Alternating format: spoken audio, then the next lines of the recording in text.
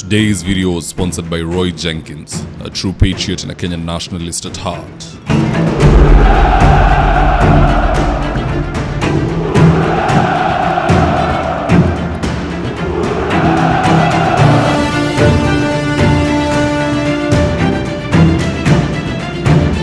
Stand by for debrief in 3, 2, 1. Amani mnasemaje?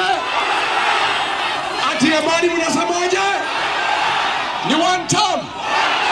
Ni one term. Harambee. Wewe Kasongo. Wewe Kaongo. Wewe mwizi.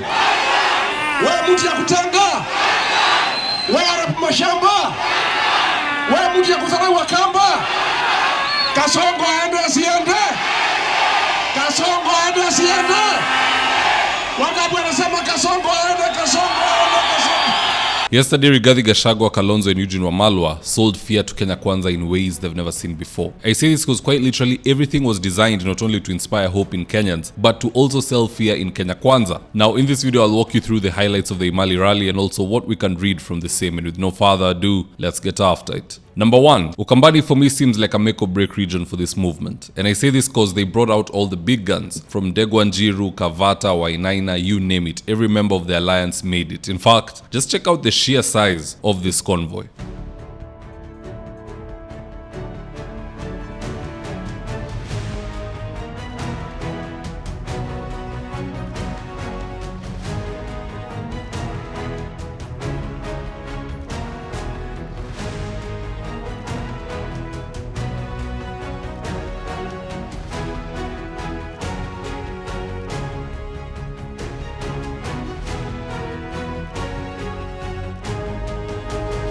So like I said, Ukambani is a key piece for this alliance. And that's why Rigathi, Kalonzo, Eugene, and the entire team have been camping in Ukambani all week. The strategy is rather obvious. Rigathi is to hold on to Milima, Kalonzo is to safeguard Ukambani and Eugene Wamalwa alongside Cleophas Malala, and possibly Natembeya, if he decides to grace the movement, will safeguard Western Kenya. Then with the odd anomaly of Matiang'i, if at all he'll be interested, he'll be the gatekeeper of Kisii and Nyamira County. So that no longer will these regions be considered a battleground. And if they can successfully lock out Ruto and Raila in these regions, then it'll be game over for Kenya Kwisha. What you guys are witnessing is chess in motion. It's called working smart, not working hard. There's no need to be in Mombasa, there's no need to be in Kilifi. Just those 4 regions is enough to send the president and his cronies home. Number 2, Ndegwanjiru asked the people of Imali who they trust between Ruto and a dog, and this was the shocking response.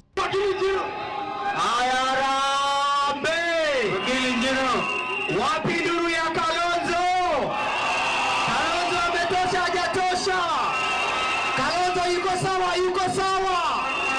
Wapi nduru ya Rigathi? Watu wa Imali, wacha niwaulize swali. Kati ya umbwa na Ruto unaweza amini nani? Kati ya umbwa na Ruto unaamini nani? Kati ya Ruto na Kalonzo unaamini nani? Kati ya Ruto na Rigathi unaamini nani? Kati ya Ruto na Wamalwa unaamini nani? Ndegwanjiru to me has gone off the rails, and we need more of that because we're dealing with people who have gone off the rails. No one can keep them on the path that they promised to stay on, not even their own conscience. Number 3, according to Rigathi, the greatest downfall of President Ruto is taking advice from class 2 and class 6 dropouts. Here's a tip. Muko tayari? Tushikane tufukuze Kasongo? Tufukuze yeye? Unajua sasa ametumana hapa Ukambani. Anatuma mtu ya standard 6 ati kusomea Kalonzo. Ni madharau si malau. Sasa wewe Kasongo, hata kama unataka kusomea huyu kiongozi, huyu wako na PhD, alikuwa waziri, amekuwa vice president, ni kiongozi anaheshimika. Wewe unatuma mtu ya standard 6 ati akuja msomee. Ni madharau si madharau. Na unajua hii serikali ya Kasongo shida yake. Kwa nini tuko kwa shimo? Advisors ya Kasongo wawili. Moja ni ya standard 4, ingine ni ya standard 6. Si lazima tumepata hasara. Sasa ndio wamekuja hapa And to be honest, hii kitu si Gachagua peke yake ameongelea. Even the other day, Millie Odhiambo of ODM, who doesn't even like Rigathi or anyone in that camp, came out to warn those same class 2 and class 6 dropouts to stop getting excited over their boy William Ruto being the president. Here's the tape. Can tell you that's why I'm actually telling the president to call to order the people around him. There are people who are overexcited. And I'm saying this because I know an incident where I was with the president when his own people were doing totally different things. So I know the president did order. So his own people need to be called to order. There are people who are too overexcited. I mean, the presidency has been here now for 2.5 years. What is the excitement? Get used to it. When I bought this suit, I was very excited. I'm no longer excited. I've worn it more than one time. So I can't be jumping up and about it. Look at my new suit all the time. I mean, get used to it right now. But despite the advice from both factions of the political divide, we still see these overexcited class 2 and class 6 dropouts lecturing Uhuru Kenyatta, Kalonzo, and just about every other person in town. It's so sad to see, but unfortunately, such is life. If you elect a leader who doesn't respect his office, he will delegate power to people who you never even saw coming. That is like the head of a home delegating power to a maid, an entire president giving more power to a PA than his own deputy. I don't see the benefit of that. Everyone this PA deals with feels disrespected, starting from Millicent to Odhiambo all the way to Rigathi. Everybody this guy is manhandling just doesn't feel right, because we are not on the same level. You're just a PA. Sit the F down, leave people alone. Others are elected leaders. You're not even an elected leader, forget even selected. Karen Nyamu, from where I sit, outweighs and outranks Farouk Kibet, but he gets to run the show and rub shoulders with everybody in the wrong way. So it's a good thing that Rigathi has a very big checkbook, big enough to write a reality check every other day for Farouk and all these other people who are racking up misdemeanors. Sisi ni makazin. Kweli ama uongo? Hi cousins. Hi cousins. Hi cousins. Cousins wapendane wasipendane. Cousins waongee wasiongee. Cousins wakae pamoja wasikae. Cousins watafute serikali pamoja wasitafute. Cousins wasikane wafukuze Kasongo wasimfukuze. Harambee.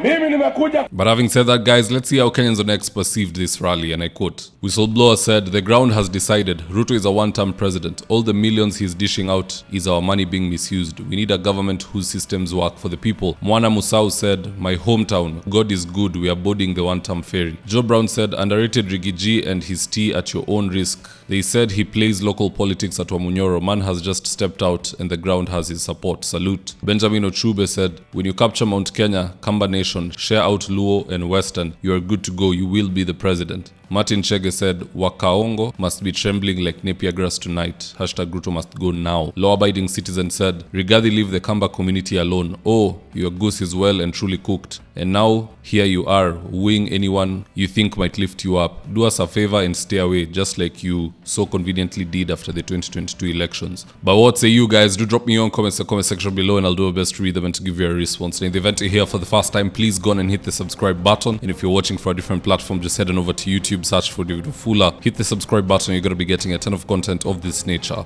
If politics is something you're passionate about, this is definitely the one channel that you really need to subscribe to. Alright guys, adios.